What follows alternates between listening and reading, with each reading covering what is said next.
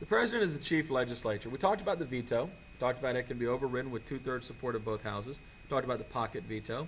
If the president doesn't sign a bill and Congress is in session 10 days later, the bill becomes a law. If he doesn't sign a bill and Congress is out of session 10 days later, the bill dies, and that's called a pocket veto. For a long time, Republicans wanted a line item veto. That was where the president could remove any piece of funding, any thing that was funded by the government from the budget, but he had to remove the whole thing. He couldn't adjust it. He couldn't adapt it. He could just say yes or no to it. They finally got this thing passed, but by the time they did, they had a Democratic president, and they immediately turned around and sued to get rid of the line item veto they had spent so long trying to get, which was a little bit ironic. And the Supreme Court struck it down, so Clinton had the line item veto for a few years, but it disappeared. Some state governors have it, but the president doesn't have it anymore. He only had it briefly. So here's a list of presidential vetoes. You can see some presidents were much more active. A lot of this has to do with did Congress agree with you? For example, Kennedy and LBJ, as you see on there, had very few vetoes, but then they also had a Democratic Congress, and they were Democrats, so they had no real need to veto. You see Eisenhower really liked the veto. Ford, who was only president for 2 years, vetoed 48 bills, which if you consider how short the time he was in the office, that's a lot of vetoes. Anyway, and so of course Eisenhower had 108 pocket vetoes, so you can get a sense here of how the veto has been used. The president is also the leader of the party. He is the psychological leader of nothing else. The people look at him. Today, when people think of the Democrats, they think of Barack Obama. If you don't have the presidency, by the way, it's unclear who the leader of the party is. I mean, I'm sitting here in November of 2012, and I couldn't tell you who the leader of the Republican Party is, and I watch the news all the time. We could talk about candidates, but it's clear who the leader of the party is if that party holds the White House.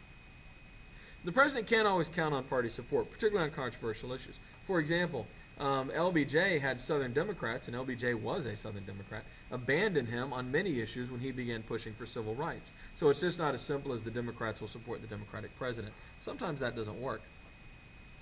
The president does have a lot to offer candidates, though. If he's a popular president, he can campaign with them, for example. It's a big deal if you're a representative to have the president come show up and put his arm around you at a rally. They could also reward you with favors, legal ones, I mean.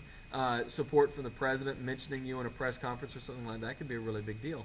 Or they could also withhold those favors.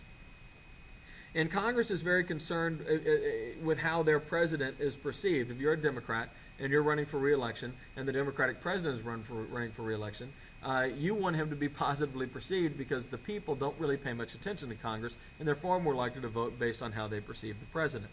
So if you're a Democrat, they're not necessarily going to look at your record. They're just basically going to vote yes or no on the president, and that might determine how they vote on you as well. The president tends to lose seats after he is elected. If you look at this chart, this is the what you'll see is that when the president gets elected, his party usually gains seats, and then 2 years later, his party usually loses seats. And here you can see these are during the elections what happens, and so most of these are positive. And then you look in the off-year elections. So when the president gets elected, on average, he gains 8 House seats and 1 Senate seat. The off-year elections, the 2 years later, on average, he loses 22 House seats and 3 Senate seats. So off-year elections are hard on the president typically. A lot of the president's power comes from public support. If the public likes the president, if he's popular, he's able to get Congress to do what he wants. Congress, if the president is unpopular, that might be in their best interest to defy the president. When George W. Bush's approval ratings fell down into the 20s, Congress made a big show of saying no to him because people didn't like the president, so tell him no. Bill Clinton, who was very popular, when Newt Gingrich tried to lead Republicans in a revolt against him, their approval ratings fell like a rock, and they paid for it in the polls because Bill Clinton, scandals aside, was a very popular president. Presidents will claim after they win an election they have a mandate. It doesn't matter how close the election was. George Bush got fewer votes than Al Gore in 2000 and walked out and said he had a mandate. Of course, the other party will say there's no mandate. Doesn't matter what the results of the election is. The winner's going to say there's a mandate. The loser's going to say there's not. Reality is irrelevant. Real mandates are fairly infrequent. This means you win by a lot. But again, it just becomes a spin game. One side claiming there is one side claiming there's not. The president has to be good at bargaining. He has to know how to get Congress to do what he wants. Some presidents have been kind of historically bad at this. Jimmy Carter is kind of famously bad at getting Congress to do what he wants. Other presidents have been incredibly good at making Congress do what they want. LBJ, who was the Senate Majority Leader before he became the Vice President and later President, was probably the best in our history at making Congress do what he wants. Other presidents have adopted an attitude of letting Congress do what they're going to do, not interfering with them. Obama has kind of famously had a hands-off, I'm the president, it's not my job to make Congress do what I want them to do approach to this. So every president has their own approach, and every president is better or worse at it.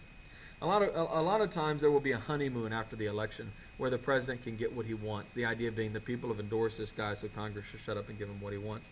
Obama did not get a honeymoon, as the presidents immediately said they were going to oppose everything he did. But FDR very famously had his first 100 days where he was able to get almost anything he wanted out of Congress. Although this idea, I think, is on the decline. Presidents set priorities, what the president focuses on, what he gives speeches about. Because the media pays so much attention to the president, will shape what Congress does. President can decide where that spotlight gets shown. And Congress has to respond to that because they have to respond to the people's perception.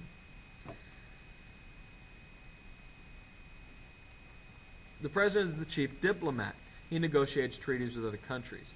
Treaties have to be ratified by a 2/3 vote in the Senate, and that's not always easy to do. For example, you think about the Treaty of Versailles at the end of World War I. That was never ratified by the Senates and by the Republicans in the Senate, who wanted to shut Woodrow Wilson down. Henry Cabot Lodge, who wanted to run for president in 1920, wanted to humiliate Wilson, and he did by refusing to allow the treaty to be ratified. And the Republicans won in 1920, by the way.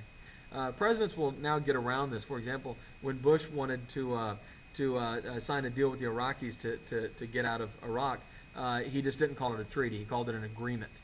And agreements don't have to be ratified. So presidents have figured out clever ways to avoid this.